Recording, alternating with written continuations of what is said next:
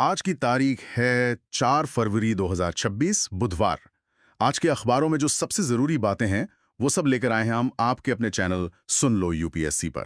अब चाहे द हिंदू हो, इंडियन एक्सप्रेस हो या सरकारी वेबसाइट, हमने सब छान मारा है और लाए हैं सिर्फ वो बातें जो यूपीएससी एग्जाम के लिए वाकई काम आने वाली हैं।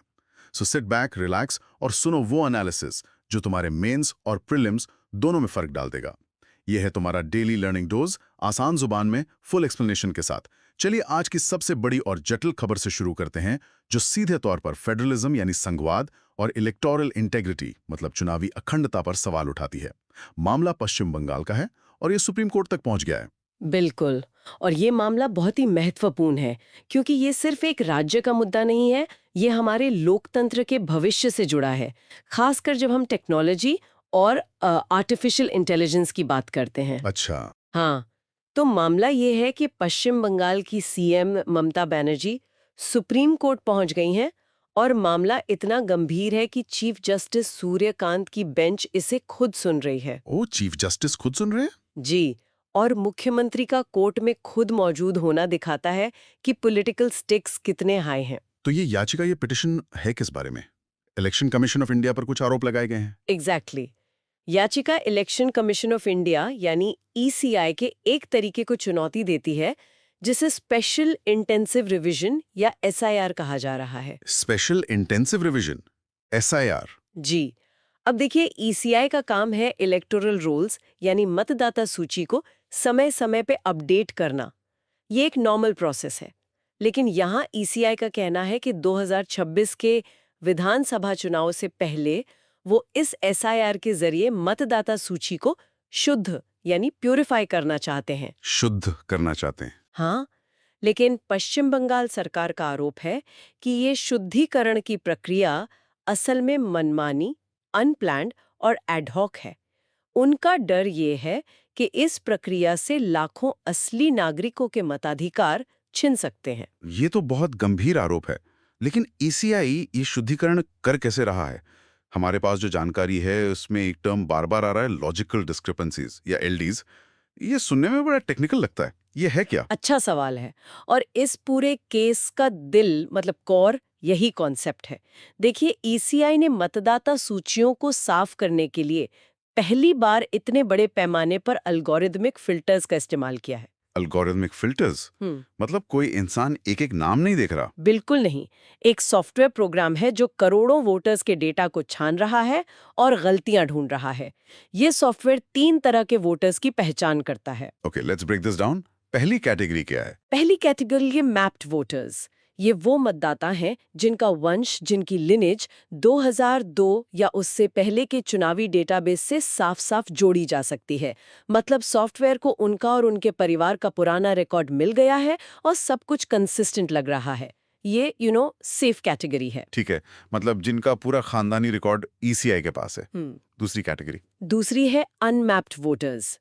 ये वो लोग हैं जो या तो नए मतदाता हैं, फर्स्ट टाइम वोटर्स, या फिर वो लोग जिनका हिस्टोरिकल डेटाबेस में कोई सीधा लिंक नहीं मिलता। अच्छा, जैसे कोई माइग्रेट होकर आया हो? हाँ, हो सकता है वो किसी दूसरे राज्य से माइग्रेट होके आए हों या उनके नाम की स्पेलिंग बदल गई हो। इन पर सॉफ्टवेयर को थोड़ा शक होता है, पर ये अभी भी खतरे की घंटी नहीं है। और अब आते हैं सबसे जरूरी हिस्से पर, लॉजिकल डिस्क्रिपेंसीज। ये क्या भला है? ये तीसरी और सबसे विवादास्पद कैटेगरी है। लॉजिकल डिस्क्रिपेंसीज या एलडीज का मतलब है सॉफ्टवेयर को डेटा में कुछ ऐसी गड़बड़ियां मिली हैं जो तार्किक रूप से लॉजिकली असंभव लगती हैं। असंभव? जैसे जैसे सॉफ्टवेयर कुछ खास तरह की विसंगतियों को पकड़ता है। पहली है एज गैप्स। मान लीजिए ईसीआई के रिकॉर्ड में एक पिता की उम्र 30 साल है और उसके बेटे की उम्र 20 साल। ठीक है। सॉफ्टवेयर देखेगा कि पिता और बेटे में सिर्फ 10 साल का अंतर है, जो बायोलॉजिकली इम्पॉसिबल है। वो तुरंत इस फैमिली को एक एलडी के तौर पर फ्लैग कर देगा। अरे, मतलब 30 साल पहले किसी क्लर्क की एक छोटी सी टाइपिंग मिस्टेक की वजह से आज एक पूरे परिवार का वोट खतरे में पड़ सकता है। बिल्कुल, यही तो इस सिस्टम का सबसे बड़ा खतरा है। दूसरी एलडी है क्लस्टर अनोमलीज। Cluster anomalies. इसका मतलब है सॉफ्टवेयर को एक ही घर के पते पर एक ही माता पिता के नाम पर 6 से ज्यादा मतदाता रजिस्टर्ड मिलते हैं। अब हो सकता है कि वो एक जॉइंट फैमिली हो, लेकिन सॉफ्टवेयर को ये एक रेड फ्लैग लगता है कि शायद ये फर्जी वोटर्स हैं। और तीसरा? तीसरा है डुप्लीकेट एंट्रीज। इसमें सॉफ्टवेयर अलग-अलग निर्वाचन क्षेत्रों में यानी डिफरेंट कंस्टिट्यूएंसीज में नामों का ध्वन्यात्मक मिलान करता है। Phonetic matching, phonetic matching. मतलब स्पेलिंग अलग हो तब भी। हाँ, जैसे एक कंस्टिट्यूएंसी में नाम है सुरेश कुमार और दूसरी में सुरेश कुमार। सॉफ्टवेयर को लगेगा कि ये एक ही व्यक्ति है जिसने 2 जगह वोट बनवा रखा है और वो उसे फ्लैग कर देगा, जबकि हो सकता है कि ये 2 अलग-अलग लोग हों। मतलब पूरा खेल अब कंप्यूटर के हाथ में है कि कौन असली वोटर है और कौन नहीं। इसमें तो ह्यूमन एरर की जगह एल्गोरिथमिक एरर की गुंजाइश बहुत ज्यादा है। और हमारे पास जो जानकारी है उसमें डेटा को लेकर भी एक बड़े विवाद का जिक्र है। हाँ, और यहीं पर मामला और पेचीदा हो जाता है। सुप्रीम कोर्ट में ईसीआई ने अपने एफिडेविट में कहा कि इस प्रक्रिया के तहत लगभग 13 लाख नोटिस जारी किए गए हैं। 13 लाख? लेकिन पश्चिम बंगाल के चीफ इलेक्टरल ऑफिसर यानी सीओ के अपने ही डेटा से पता चलता है कि सिर्फ एक श्रेणी में, क्लस्टर अनोमलीज वाली श्रेणी, जहां एक परिवार में 6 से ज्यादा बच्चे दिखाए गए हैं, उसी में 50.89 लाख लोगों की पहचान की गई थी। एक मिनट, ईसीआई कह रहा है 13 लाख और राज्य का इलेक्शन ऑफिसर कह रहा है सिर्फ एक कैटेगरी में ही 50 लाख से ज्यादा।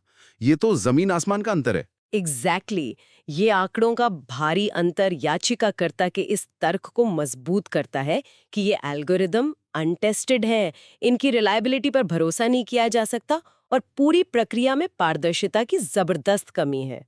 ये सवाल उठता है कि ईसीआई कौन सा आंकड़ा इस्तेमाल कर रहा है। ये तो डेटा की बात हुई, संवैधानिक और कानूनी रूप से ये मामला कहाँ खड़ा है? क्योंकि ये तो सीधे सीधे राइट टू वोट से जुड़ा हुआ है ना। बिल्कुल, ये इस केस का सबसे महत्वपूर्ण पहलू है। यहाँ 2 महान संवैधानिक अनुच्छेदों के बीच एक टकराव की स्थिति पैदा हो गई है। अच्छा। एक तरफ है आर्टिकल 324। ये आर्टिकल ईसीआई को चुनाव कराने की सुपरिंटेंडेंट्स डायरेक्शन एंड कंट्रोल की जबरदस्त शक्ति देता है। ईसीआई का तर्क है कि फ्री एंड फेयर इलेक्शन के लिए वोटर लिस्ट को शुद्ध करना उसकी इसी शक्ति के अंतर्गत आता है। और दूसरी तरफ है आर्टिकल 326, जो यूनिवर्सल अडल्ट सफ्रेज यानी सार्वभौमिक वयस्क मताधिकार की गारंटी देता है। ये कहता है कि हर नागरिक जो 18 साल से ऊपर का है और अन्यथा डिस्क्वालिफाइड नहीं है, उसे वोट देने का अधिकार है। तो सुप्रीम कोर्ट के सामने सवाल ये है कि ईसीआई की शक्तियों और नागरिक के अधिकार के बीच संतुलन कैसे बनाया जाए? क्या एफिशिएंसी के नाम पर अधिकार को कम किया जा सकता है? और इसमें नेचुरल जस्टिस यानी प्राकृतिक न्याय का सिद्धांत भी तो आता होगा। दूसरे पक्ष को भी सुनो। बिल्कुल। नेचुरल जस्टिस का एक कॉर्नरस्टोन प्रिंसिपल है ऑडी ऑल्टरम पार्टम, जिसका मतलब है दूसरे पक्ष को भी सुनो। यहाँ सवाल ये उठ रहा है कि क्या सिर्फ एक एल्गोरिदम के फ्लैग के आधार पर किसी को नोटिस भेजकर उसका नाम हटाने की प्रक्रिया शुरू कर देना इस सिद्धांत का उल्लंघन है? क्योंकि यहाँ पहला शक इंसान नहीं, एक मशीन कर रही है। सही बात है। इसके अलावा representation of the people act 1950 का सेक्शन 21 भी महत्वपूर्ण है, जो मतदाता सूचियों की तैयारी और संशोधन से संबंधित है। याचिका में ये भी कहा गया है कि सेक्शन 21(3) के तहत एसआईआर की शक्ति का इस्तेमाल भेदभावपूर्ण तरीके से हो रहा है। एक और बात मेरे दिमाग में आ रही है, बर्डन ऑफ प्रूफ यानी सबूत का भार। आमतौर पर अगर सरकार को किसी पर कोई आरोप लगाना है तो सबूत देने की जिम्मेदारी सरकार की होती है। यहाँ क्या हो रहा है? जिस पर होता है, ईसीआई पर होता है।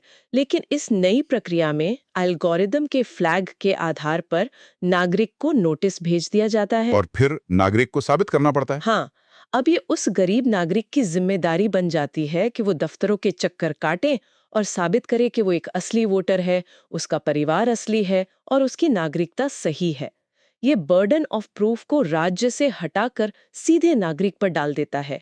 ये लीगल प्रिंसिपल को उसके सिर के बल खड़ा करने जैसा है। तो इस पूरी स्थिति को देखते हुए सुप्रीम कोर्ट ने अब तक क्या कदम उठाए हैं? क्या उन्होंने इस प्रक्रिया पर रोक लगा दी है? सुप्रीम कोर्ट ने मामले की गंभीरता को समझते हुए पूरी प्रक्रिया पर रोक तो नहीं लगाई, लेकिन कुछ बहुत महत्वपूर्ण अंतरिम निर्देश, इंटरिम डायरेक्शंस दिए हैं। पहला, पब्लिक डिस्प्ले। कोर्ट ने आदेश दिया है कि एलपीडीज के रूप में चिन्हित सभी मतदाताओं की सूची ग्राम पंचायत और ब्लॉक कार्यालयों में सार्वजनिक रूप से प्रदर्शित की जानी चाहिए, ताकि लोगों को पता तो चले कि उनका नाम शक के घेरे में है। ये तो बहुत जरूरी है।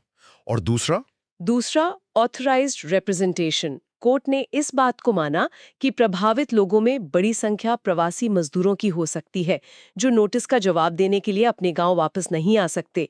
इसलिए कोर्ट ने बूथ लेवल एजेंट्स यानी BLAs, जो पॉलिटिकल पार्टीज के प्रतिनिधि होते हैं, जी, उन्हें इन मजदूरों की ओर से आपत्ति दर्ज कराने की अनुमति दी है। और सबसे जरूरी सवाल, क्या किसी का नाम काटा जाएगा? इस पर कोर्ट ने अपना सबसे मजबूत निर्देश दिया है, नो डिलीशन विदाउट हियरिंग।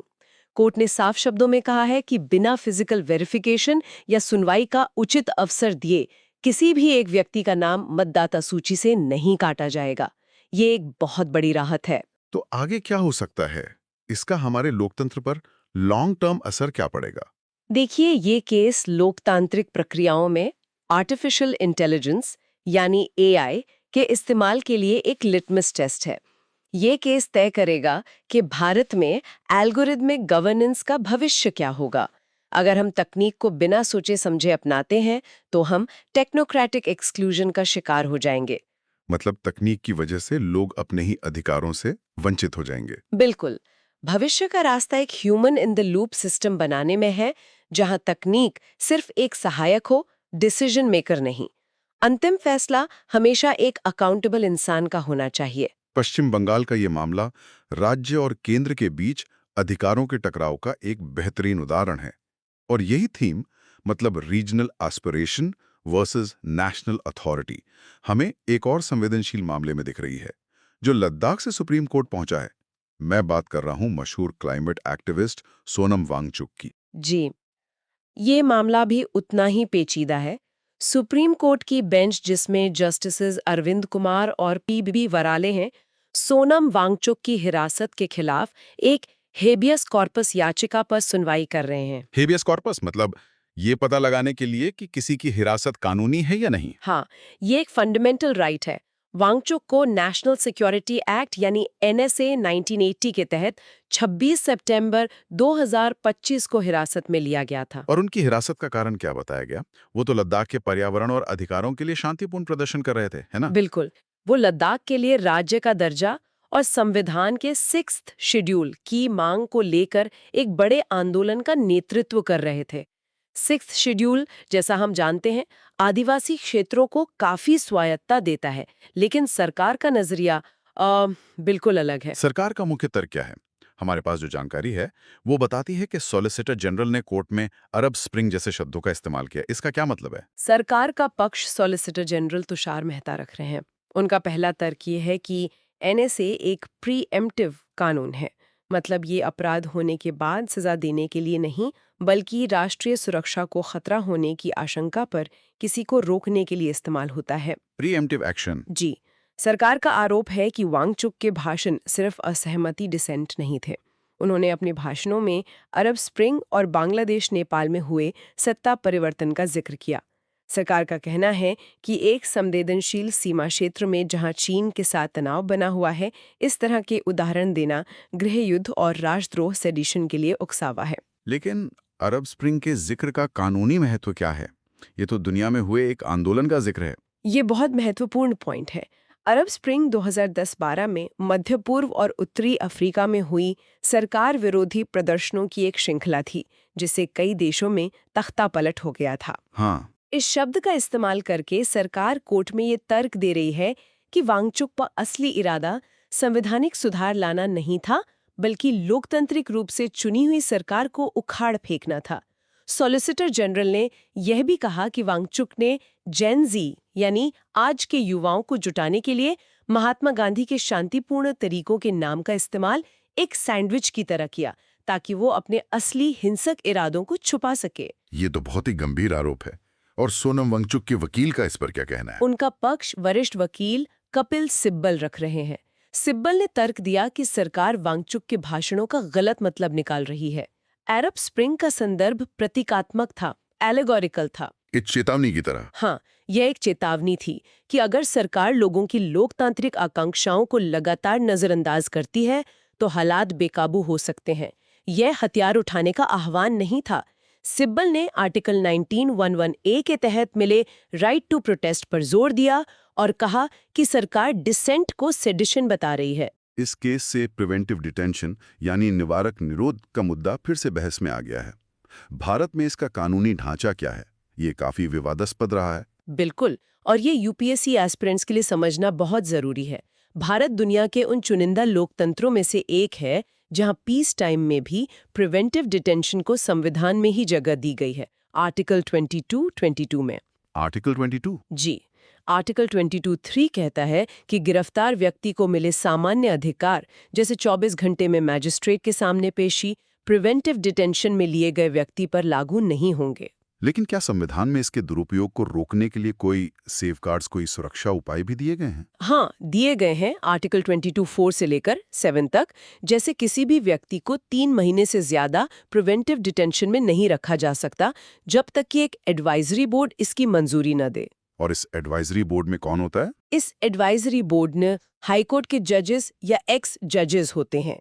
दूसरा, एनएसए की धारा 8 सेक्शन 8 के तहत हिरासत में लिए गए व्यक्ति को 5 से 10 दिनों के भीतर हिरासत के आधार ग्राउंड्स ऑफ डिटेंशन बताए जाने चाहिए ताकि वो अपना पक्ष रख सके। लेकिन जुडिशियल रिव्यू का क्या? क्या अदालतें इन मामलों में सरकार के फैसले की समीक्षा कर सकती हैं? अदालतें हस्तक्षेप तो कर सकती हैं, लेकिन उनका दायरा बहुत सीमित होता है। नॉर्मली अदालतें हिरासत के कारणों की पर्याप्तता पर सवाल नहीं उठाती। मतलब वो ये नहीं देखती कि सरकार का शक सही था या गलत? नहीं, इसे एग्जीक्यूटिव का सब्जेक्टिव सेटिस्फैक्शन माना जाता है। अदालतें सिर्फ ये देखती हैं कि कानून की प्रक्रिया का पालन सही से हुआ है या नहीं। क्या ग्राउंड्स ऑफ डिटेंशन अस्पष्ट, नॉन एग्जिस्टेंट या इरेलीवेंट तो नहीं है? क्या एडवाइजरी बोर्ड का गठन सही से हुआ? प्रोसेस पर फोकस ज्यादा होता है, सब्सटेंस पर कम। इस पूरे मामले में लद्दाख की स्ट्रेटेजिक लोकेशन की क्या भूमिका है? ये एक बहुत बड़ा फैक्टर है। 2020 की गलवान घाटी की झड़पों के बाद से ये क्षेत्र हाई अलर्ट पर है और यहाँ भारी सैन्यकरण हुआ है। 6th शेड्यूल की मांग के पीछे भी स्थानीय लोगों में अपनी जमीन, कल्चर और डेमोग्राफी को लेकर एक डर है। उन्हें डर है कि बाहरी प्रभाव से उनकी पहचान खत्म हो जाएगी। सरकार को चिंता ये है कि अगर लद्दाख में कोई बड़ा आंदोलन खड़ा होता है तो हमारे बाहरी दुश्मन, खासकर चीन और पाकिस्तान, इस अस्थिरता का फायदा उठा सकते हैं।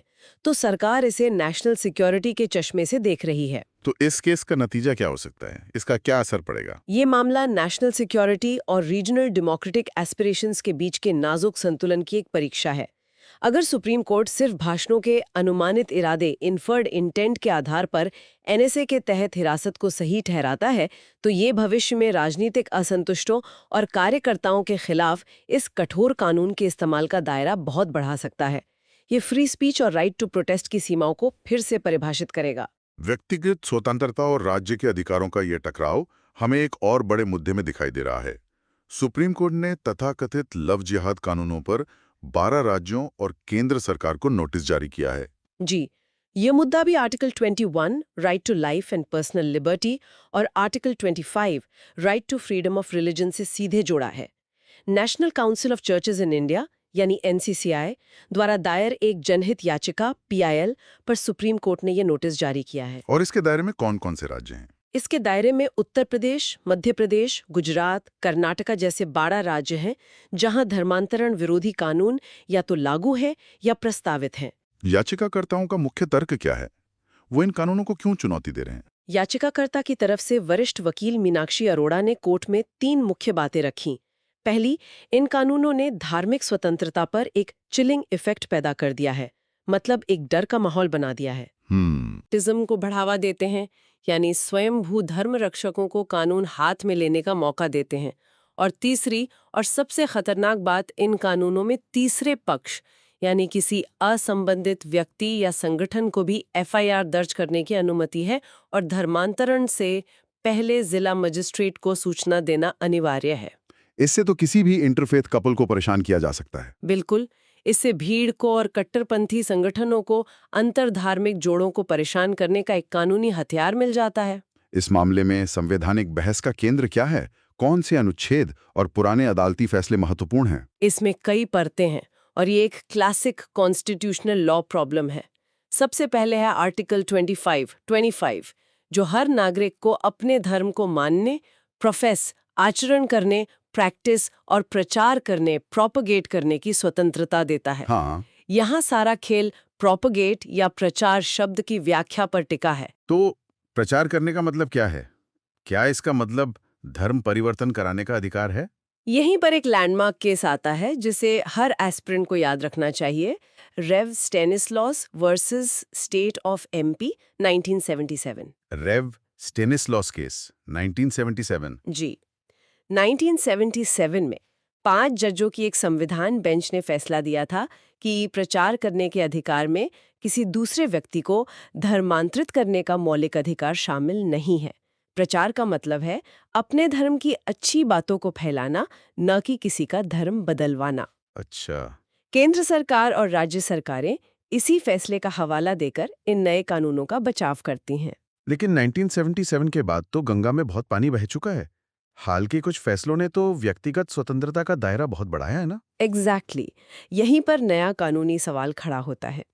2017 में justice K S. Puttaswamy versus union of India case में सुप्रीम कोर्ट ने निजता के अधिकार, राइट टू प्राइवेसी, को आर्टिकल 21 के तहत एक मौलिक अधिकार माना। Right to privacy. और फिर 2018 के शफिन जहां वर्सेस अशोकन के.एम. केस में, जिसे हादिया केस के नाम से भी जाना जाता है, कोर्ट ने कहा कि अपनी पसंद के व्यक्ति से शादी करना और अपना धर्म चुनना, ये दोनों पर्सनल लिबर्टी और प्राइवेसी के अधिकार का हिस्सा है। तो अब कोर्ट को इन दोनों फैसलों में संतुलन बनाना होगा? बिल्कुल। अब सुप्रीम कोर्ट के सामने चुनौती ये है कि वो स्टेनिस्लॉस के पुराने प्रतिबंधात्मक फैसले को पुट्टस्वामी और शफिन जहां थे नए उदार न्यायशास्त्र के साथ कैसे रिकंसाइल करता है, कैसे सामंजस्य बिठाता है। इन नए कानूनों के कौन से प्रावधान हैं जो विशेष रूप से सवालों के घेरे में? 3 मुख्य प्रावधान हैं जो लीगल स्क्रूटनी के केंद्र में है। पहला, रिवर्स बर्डन ऑफ प्रूफ। ये बहुत खतरनाक है। यूपी और एमपी जैसे राज्यों में अगर किसी पर जबरन धर्मांतरण का आरोप लगता है तो ये साबित करने की जिम्मेदारी आरोपी की है कि धर्मांतरण जबरन नहीं था। ये तो हमारे क्रिमिनल लॉ के बेसिक सिद्धांत के खिलाफ है, प्रिजम्पशन ऑफ इनोसेंस। बिल्कुल, ये हमारे आपराधिक कानून के मूल सिद्धांत के खिलाफ है, जो कहता है कि कोई भी तब तक निर्दोष है जब तक दोषी साबित न हो जाए। ये तो वाकई उल्टा नियम है। दूसरा प्रावधान क्या है? दूसरा है प्रायर नोटिफिकेशन रिक्वायरमेंट। इन कानूनों के तहत अगर कोई अपनी मर्जी से भी धर्म बदलना चाहता है तो उसे 1-2 महीने पहले जिला मैजिस्ट्रेट को एक डिक्लेरेशन देना होगा। ये निजता के अधिकार का सीधा उल्लंघन है। धर्म किसी का निजी मामला है, इसकी सार्वजनिक घोषणा करने के लिए किसी को मजबूर क्यों किया जाए? इससे तो वो व्यक्ति विजिलेंटे ग्रुप्स के निशाने पर आ जाएगा। एग्जैक्टली। और तीसरा है वेग डेफिनेशंस। इन कानूनों में ऑल्योरमेंट, कोअर्जन और डिवाइन डिस्प्लेजर जैसे शब्दों की परिभाषा इतनी अस्पष्ट और व्यापक है कि इसका गलत इस्तेमाल बहुत आसान है। ऑल्योरमेंट का कोई उदाहरण? जैसे ऑल्योरमेंट की परिभाषा में किसी को गिफ्ट या मटेरियल बेनिफिट देना भी शामिल है। इसका मतलब अगर कोई ईसाई मिशनरी किसी गरीब गांव में मुफ्त स्कूल या अस्पताल चलाता है तो उस पर भी धर्मांतरण का प्रलोभन देने का आरोप लगाया जा सकता है। पॉलिटी एंड गवर्नेंस के इस गहन विश्लेषण के बाद अब एक ऐसी खबर पर आते हैं जो भारत के इकोनॉमिक और पॉलिटिकल लैंडस्केप दोनों को बदलने की क्षमता रखती है। 16th फाइनेंस कमीशन ने अपनी रिपोर्ट सौंप दी है। जी, ये फिस्कल फेडरलिज्म यानी राजकोषीय संघवाद के लिए एक बहुत बड़ा मोमेंट है। सबसे पहले लिसनर्स के लिए ये समझना जरूरी है कि फाइनेंस कमीशन करता क्या है। हाँ, ये जरूर बताइए। संविधान के आर्टिकल 280 के तहत हर 5 साल में एक वित्त आयोग का गठन होता है जिसका मुख्य काम है केंद्र और राज्यों के बीच टैक्स के पैसे का बंटवारा कैसे हो, इसका फॉर्मूला देना। तो इस बार के फॉर्मूले में क्या बड़ा बदलाव आया है? बंटवारे के 2 हिस्से होते हैं, वर्टिकल डिवोल्यूशन और हॉरिजॉन्टल डिवोल्यूशन। वर्टिकल डिवोल्यूशन का मतलब है कि केंद्र अपने कुल टैक्स कलेक्शन का कितना प्रतिशत हिस्सा सभी राज्यों को मिलाकर देगा। ओके। 16th फाइनेंस कमीशन ने इसे 41% पर अपरिवर्तित रखा है, जो 15th फाइनेंस कमीशन की सिफारिश भी थी। असली बड़ा बदलाव हुआ है हॉरिजॉन्टल डिवोल्यूशन में। हॉरिजॉन्टल डिवोल्यूशन मतलब उस 41% हिस्से को अलग-अलग राज्यों के बीच कैसे बांटा जाएगा? बिल्कुल, और यहीं पर एक बड़ा उलटफेर हुआ है। मोटे तौर पर कहें तो दक्षिणी राज्य इस नए फॉर्मूले के बड़े विजेता बनकर उभरे हैं। अच्छा। जी, कर्नाटक, केरला, तमिलनाडु, आंध्र प्रदेश और तेलंगाना को कुल मिलाकर अतिरिक्त 18,330 करोड़ रुपए मिलेंगे। उदाहरण के लिए कर्नाटक का हिस्सा 3.64% से बढ़कर 4.13% हो गया है और केरला का 1.92% से 2.38%। और इसका नुकसान किसे हुआ है? इसका नुकसान हुआ है हिंदी हार्टलैंड के राज्यों को। उत्तर प्रदेश, बिहार, मध्य प्रदेश और राजस्थान को संयुक्त रूप से 17,338 करोड़ का नुकसान होगा। ये एक बहुत बड़ा शिफ्ट है। ये इतना बड़ा बदलाव किस वजह से हुआ है? नए फॉर्मूले में ऐसा क्या है जो पहले नहीं था? इन बदलाव की सिर्फ और सिर्फ एक बड़ी वजह है, एक नया मानदंड, अ न्यू क्राइटेरियन, जिसका नाम है कंट्रीब्यूशन टू जीडीपी। इसे 10% का वेटेज दिया गया है। Contribution to GDP? ये तो पहली बार हुआ है। जी, ये एक गेम चेंजर है। पहली बार किसी वित्त आयोग ने राज्यों को उनके आर्थिक योगदान के लिए, यानी वो देश की जीडीपी में कितना कंट्रीब्यूट करते हैं, इसके लिए सीधे तौर पर पुरस्कृत किया है। ये दक्षिणी राज्यों की दशकों पुरानी शिकायत को दूर करता है, जो हमेशा कहते थे कि हम कमाते ज्यादा हैं पर हमें मिलता कम है। ये तो वाकई एक बड़ा फिलोसॉफिकल शिफ्ट है। और बाकी मानदंडों का क्या हुआ, जैसे जनसंख्या? बाकी मानदंडों में भी सिग्निफिकेंट फेरबदल हुआ है। पॉपुलेशन का वेटेज, जो कि परंपरागत रूप से उत्तर भारत के राज्यों को फायदा पहुंचाता था, उसे 15th एफसी के 15% से बढ़ाकर 17.5% कर दिया गया है। ओहो, उसे बढ़ाया गया है। हाँ, लेकिन डेमोग्राफिक परफॉर्मेंस यानी जनसंख्या नियंत्रण में अच्छे प्रदर्शन का वेटेज 12.5% से घटाकर 10% कर दिया गया है। इसका मतलब है कि जनसंख्या नियंत्रण को अब कम इनाम मिलेगा। और पर कैपिटा इनकम डिस्टेंस का क्या, जो गरीब राज्यों को मदद करने का मुख्य उपकरण माना जाता है? पर कैपिटा जीएसडीपी डिस्टेंस का वेटेज 45% से घटाकर 42.5% कर दिया गया है। ये अभी भी सबसे बड़ा क्राइटेरियन है, लेकिन इसका प्रभाव थोड़ा कम हुआ है। तो कुल मिलाकर अगर आप देखें तो फॉर्मूला का झुकाव अब नीड यानी जरूरत से हटकर परफॉर्मेंस यानी प्रदर्शन और एफिशिएंसी यानी दक्षता की तरफ ज्यादा हो गया है। भारतीय संघवाद पर इसके दूरगामी प्रभाव क्या पड़ेंगे? क्या इससे उत्तर बनाम दक्षिण की बहस और तेज होगी? इसके 3 बड़े प्रभाव होंगे। पहला, ये परफॉर्मेंस बेस्ड फेडरलिज्म यानी प्रदर्शन आधारित संघवाद की ओर एक निर्णायक कदम है।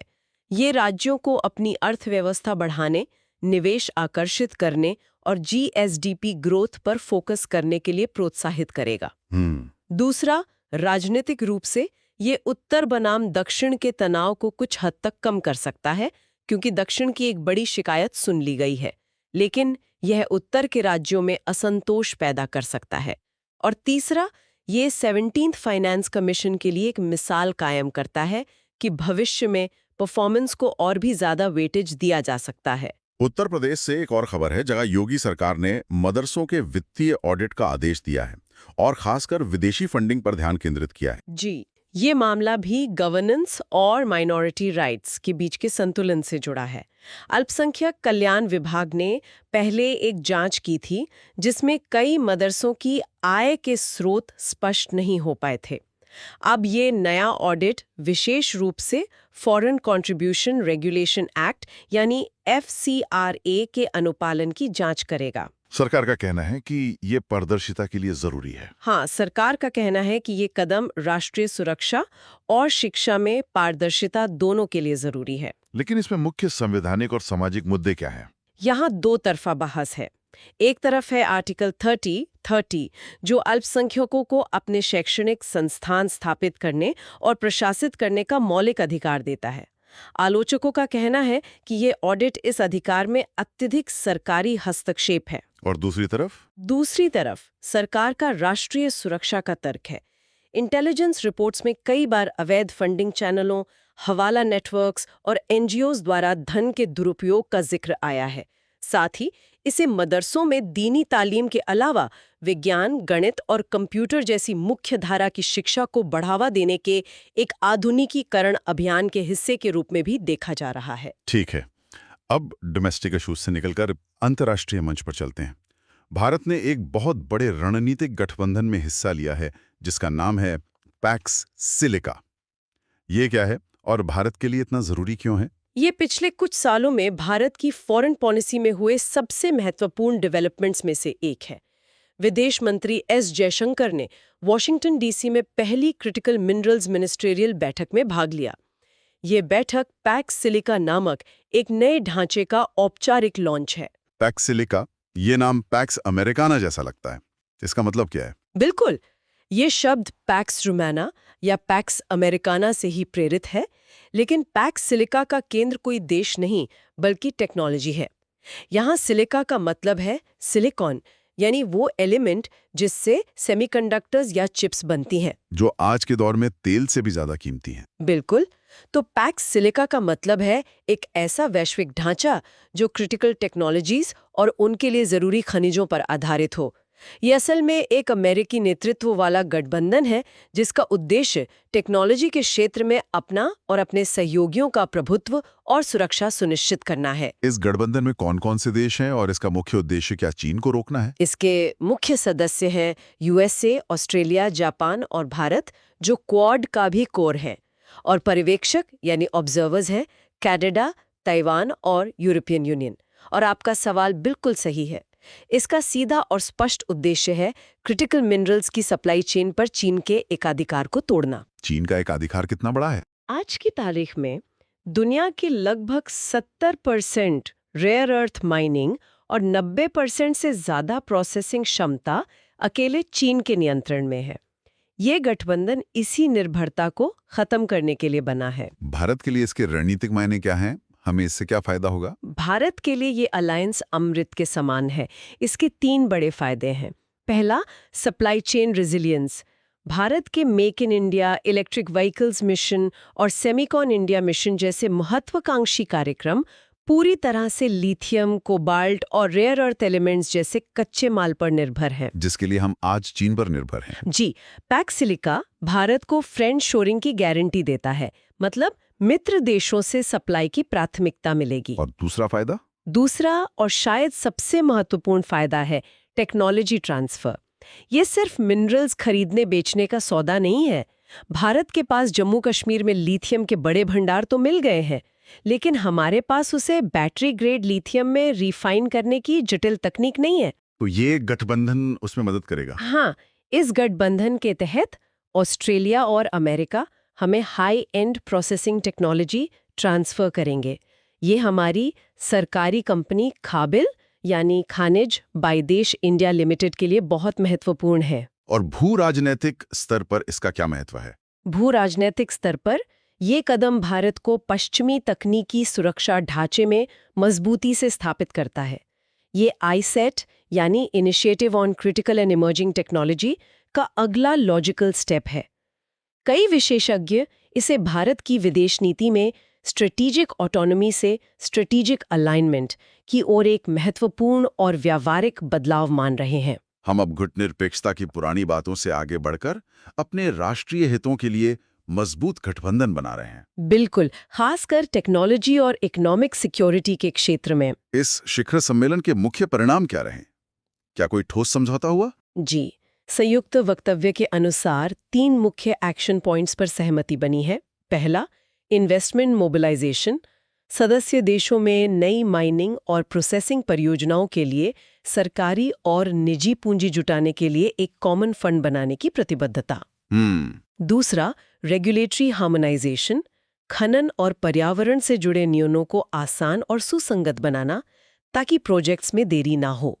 और तीसरा, स्ट्रैटेजिक स्टॉकपाइल्स। हर सदस्य देश क्रिटिकल मिनरल्स का एक रणनीतिक भंडार बनाएगा ताकि चीन द्वारा अचानक निर्यात बैन जैसी स्थिति का सामना किया जा सके। अंतर्राष्ट्रीय खबरों में ही अमेरिका से एक राहत की खबर है।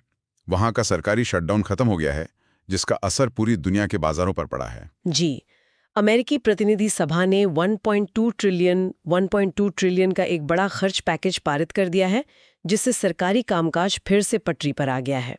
लेकिन इसमें एक पेच है ना, डिपार्टमेंट ऑफ होमलैंड सिक्योरिटी को लेकर। लेकिन यूएस गवर्नमेंट शटडाउन का भारत से क्या लेना देना है? इसका भारत पर सीधा और बड़ा असर पड़ता है।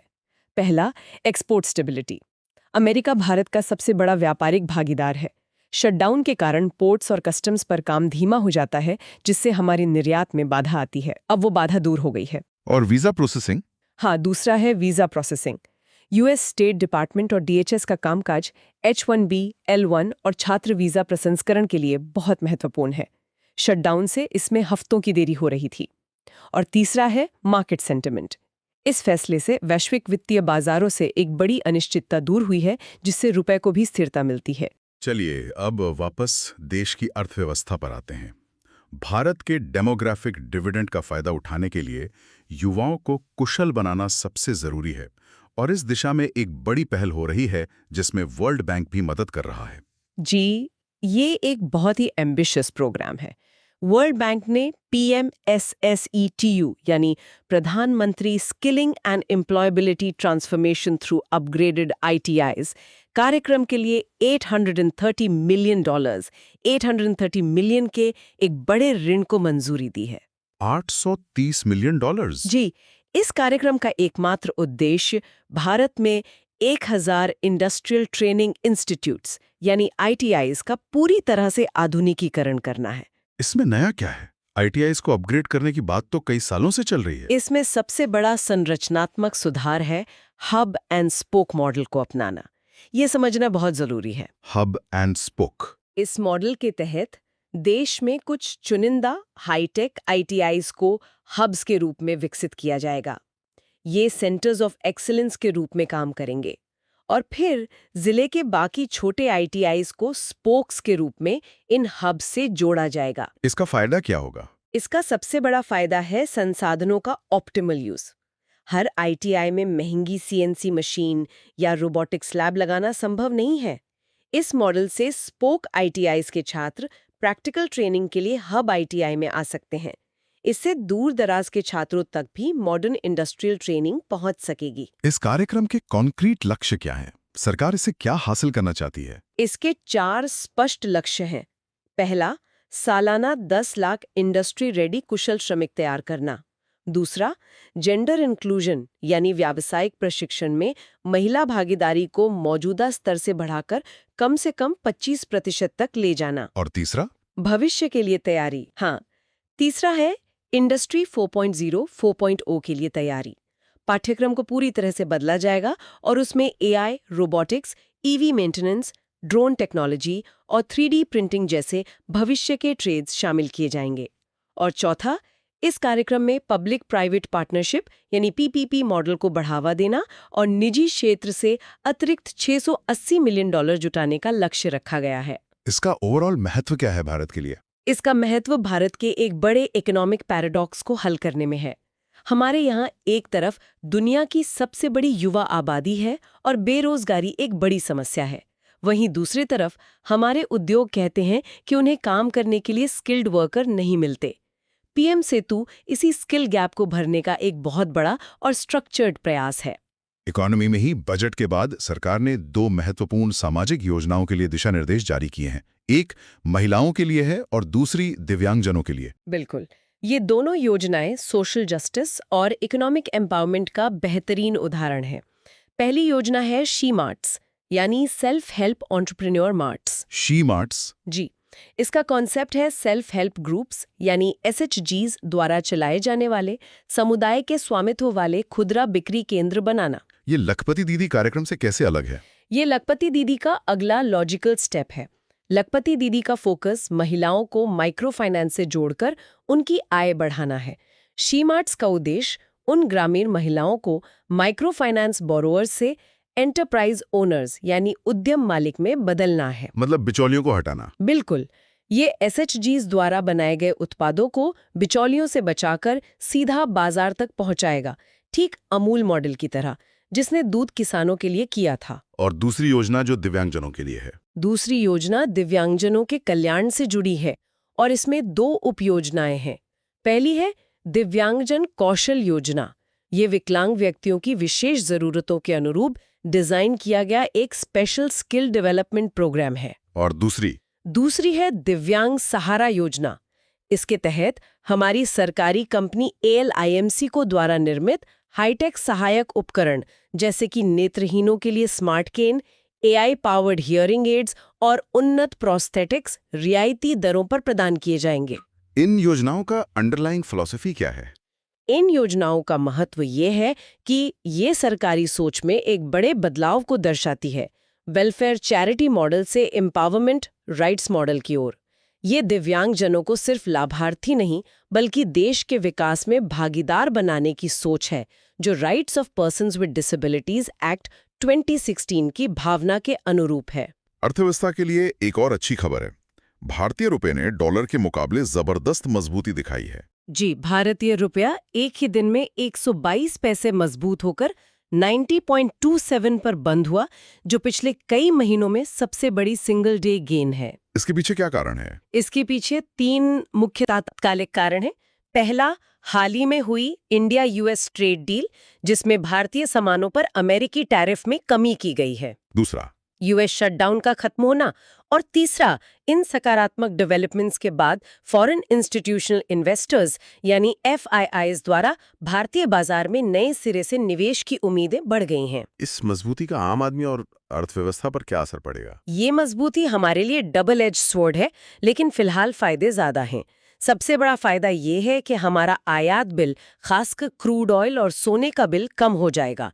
इससे इन्फ्लेशन यानी महंगाई को काबू में रखने में मदद मिलेगी। और इसका नुकसान? इसका एक मामूली नकारात्मक असर हमारे IT और फार्मा जैसे एक्सपोर्टिंग सेक्टर्स पर पड़ सकता है, क्योंकि रुपए के मजबूत होने से उनकी डॉलर में होने वाली कमाई रुपए में कम हो जाती है। आज 4 फरवरी वर्ल्ड कैंसर डे भी है और WHO की एक नई रिपोर्ट ने भारत के लिए कुछ चौंकाने वाले और चिंताजनक आंकड़े पेश किए हैं। जी, यह रिपोर्ट नेचर मेडिसिन जैसी प्रतिष्ठित पत्रिका में प्रकाशित हुई है और इसका मुख्य आंकड़ा बहुत ही सोबरिंग है। रिपोर्ट के अनुसार भारत में हर 10 में से 4 कैंसर के मामले ऐसे हैं जिन्हें रोका जा सकता है। 10 में से 4 मतलब 40%। जी, इसका मतलब है कि सही नीतियों, जागरूकता और जीवन शैली में बदलाव से हर साल लगभग 5.2 लाख लोगों की जान बचाई जा सकती है। कौन से कैंसर है जिन्हें सबसे ज्यादा रोका जा सकता है और उनके मुख्य कारण क्या है, खासकर भारतीय संदर्भ में? रिपोर्ट में भारत के लिए 5 शीर्ष रोके जा सकने वाले कैंसर पर जोर दिया गया है। पहला है ओरल कैंसर, यानी मुख का कैंसर। इसका मुख्य कारण हमारी तंबाकू, सुपारी और गुटखा खाने की संस्कृति है। यह भारतीय पुरुषों में सबसे ज्यादा पाया जाने वाला प्रिवेंटेबल कैंसर है। दूसरा है सर्विकल कैंसर, यानी गर्भाशय ग्रीवा का कैंसर, जो ह्यूमन पैपिलोमा वायरस HPV संक्रमण के कारण होता है। HPV वैक्सीनेशन के माध्यम से इसे लगभग पूरी तरह से रोका जा सकता है। और बाकी 3? तीसरा है लंग कैंसर, यानी फेफड़ों का कैंसर, जिसका मुख्य कारण धूम्रपान और बढ़ता हुआ वायु प्रदूषण है।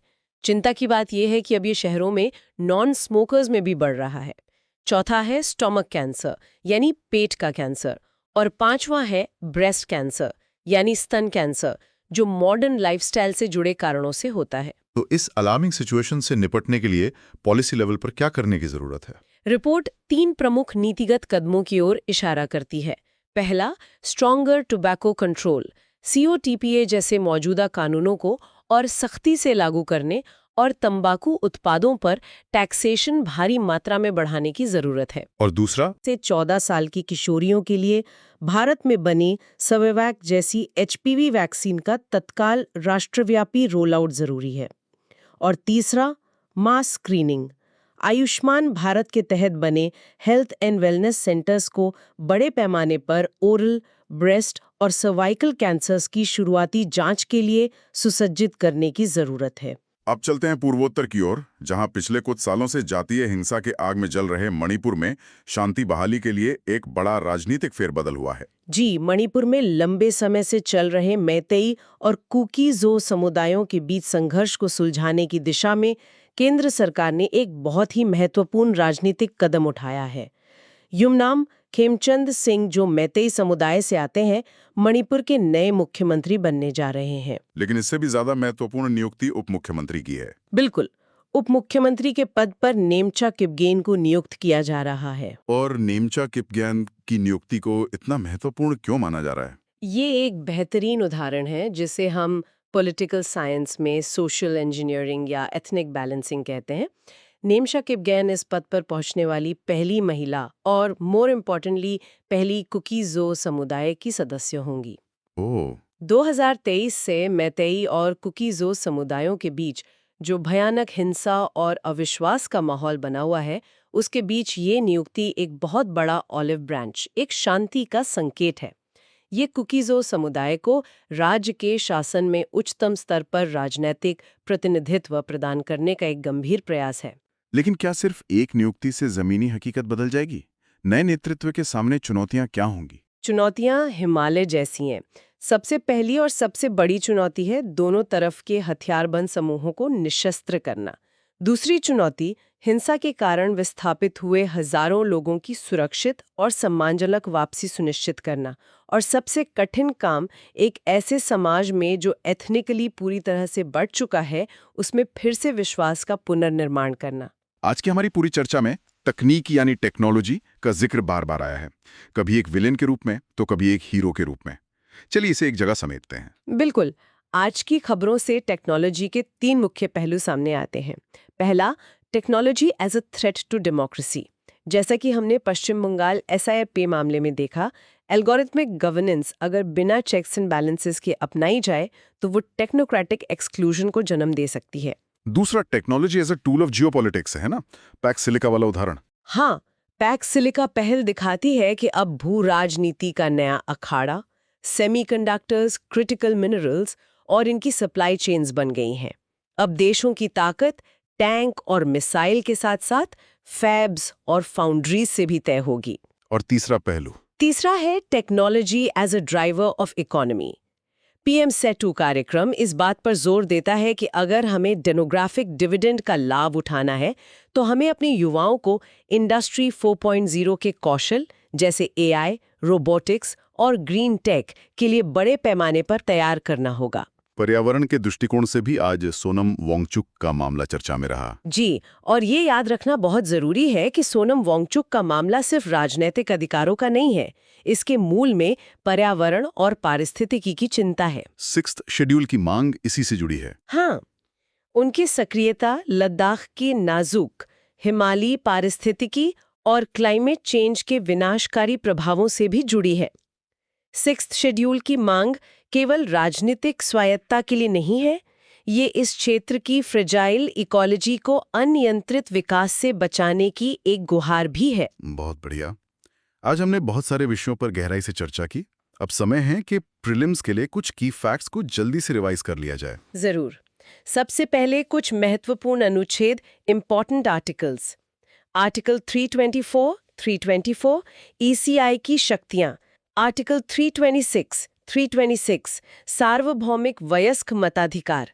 आर्टिकल 22 निवारक निरोध। आर्टिकल 25 धार्मिक स्वतंत्रता। आर्टिकल 30 अल्पसंख्यकों के शैक्षणिक अधिकार और आर्टिकल 280 वित्त आयोग का गठन। अब कुछ महत्वपूर्ण अधिनियम, इंपॉर्टेंट एक्ट्स। महत्वपूर्ण अधिनियम है representation of the people act 1950, इसका सेक्शन 21 जरूर याद रखें। नेशनल सिक्योरिटी एक्ट 1980, इसका सेक्शन 8 और rights of persons with disabilities act 2016। और कुछ प्रमुख अवधारणाएं या की कॉन्सेप्ट्स। आज की चर्चा से प्रमुख अवधारणाएं हैं PACS silica, logical डिस्क्रेपेंसीज, LDs, hub and spoke model, performance based federalism, friendshoring और रिवर्स बर्डन ऑफ प्रूफ। योजनाएं और संगठन। योजनाएं हैं PM सेतु, शी मार्ट्स और दिव्यांगजन कौशल योजना। और महत्वपूर्ण संगठन है 16th फाइनेंस कमीशन, ECI, काबिल और एलिमको। और अंत में न्यायिक मामले और व्यक्तित्व। न्यायिक मामले हैं Rev Stanislaus versus state of MP 1977 और पुत्तास्वामी 2017। और व्यक्तित्व है सोनम वांगचुक लद्दाख और नेमचा किपकेन मणिपुर। आज की चर्चा के आधार पर मेंस के लिए ये 2 सवाल हैं जिन पर हमारे लिसनर्स को विचार करना चाहिए। पत्रा दोनों प्रस्तुत करता है। चुनावी सूचियों के संशोधन पर हालिया विवाद के संदर्भ में संवैधानिक गारंटियों के साथ तकनीकी हस्तक्षेप को संतुलित करने में आने वाली चुनौतियों का समालोचनात्मक विश्लेषण करें। और दूसरा सवाल इंटरनेशनल रिलेशन से जुड़ा है। हाँ, दूसरा प्रश्न GS पेपर 2 और 3 दोनों से जुड़ा है। पैक्स सिलिका पहल वैश्विक आपूर्ति श्रृंखला की भू राजनीति में एक महत्वपूर्ण बदलाव का प्रतिनिधित्व करती है। भारत की आर्थिक महत्वाकांक्षाओं और उसकी रणनीतिक स्वायत्ता की नीति के लिए इसके रणनीतिक निहितार्थों का मूल्यांकन करें। और अब एक छोटा सा क्विज, ये देखने के लिए कि आज की चर्चा से कितना याद रहा। प्रश्न 1, 16वें वित्त आयोग ने क्षैतिज कर हस्तांतरण के लिए कौन सा नया मानदंड पेश किया है? ए. वन आवरण, बी. सकल घरेलू उत्पाद में योगदान, सी. कर प्रयास, डी. अवसंरचना सूचकांक। इसका जवाब तो आज की चर्चा का हाईलाइट था। सही जवाब है बी, सकल घरेलू उत्पाद में योगदान। बिल्कुल सही। प्रश्न 2। रेविन स्टैनिस्लॉस बनाम मध्य प्रदेश राज्य 1977 का सुप्रीम कोर्ट का ऐतिहासिक मामला मुख्य रूप से किस मौलिक अधिकार की व्याख्या से संबंधित है? ए. समानता का अधिकार, बी. जीवन का अधिकार, सी. धर्म की स्वतंत्रता का अधिकार, डी. शोषण के विरुद्ध अधिकार। ये भी बहुत महत्वपूर्ण मामला है। सही उत्तर है सी, धर्म की स्वतंत्रता का अधिकार। एक्सीलेंट। और आज का आखिरी प्रश्न 3। विश्व बैंक द्वारा समर्थित पीएम सेतु कार्यक्रम किन संस्थानों के आधुनिकीकरण पर केंद्रित है? ए. विश्वविद्यालय, बी. प्राथमिक विद्यालय, सी. औद्योगिक प्रशिक्षण संस्थान, डी. Medical college. और इसका सही जवाब है सी, औद्योगिक प्रशिक्षण संस्थान। तो आज की इतनी लंबी और गहन चर्चा के की टेकअवेज क्या हैं? अगर हमें 4-5 मुख्य बातें निकालनी हो। संक्षेप में 4 मुख्य बातें हैं। सबसे पहले, तकनीक और लोकतंत्र के बीच का रिश्ता अब बहुत जटिल हो गया है, जैसा कि हमने पश्चिम बंगाल के एसआईआर मामले में देखा। दूसरा, भारत की विदेश नीति अब आर्थिक सुरक्षा, विशेष रूप से पैक्सिलिका जैसी पहलों के माध्यम से टेक्नोलॉजी सप्लाई चेन्स को सुरक्षित करने पर केंद्रित हो रही है। तीसरा, 16th फाइनेंस कमीशन। जी। तीसरा, 16वें वित्त आयोग ने परफॉर्मेंस बेस्ड फेडरलिज्म की ओर एक निर्णायक कदम उठाया है। और अंत में, स्वास्थ्य और कौशल विकास जैसी सामाजिक नीतियां भारत के आर्थिक विकास के लिए उतनी ही महत्वपूर्ण है जितनी की बड़ी आर्थिक नीतियां। आज की मेहनत कल की कहानी बदल देगी। अगर ये सेशन अच्छा लगा तो लाइक, शेयर और कमेंट जरूर करो और सब्सक्राइब करो। सुन लो यूपीएससी को 299 रुपीस मेंबरशिप ज्वाइन करके एक्सक्लूसिव कंटेंट का एक्सेस लो।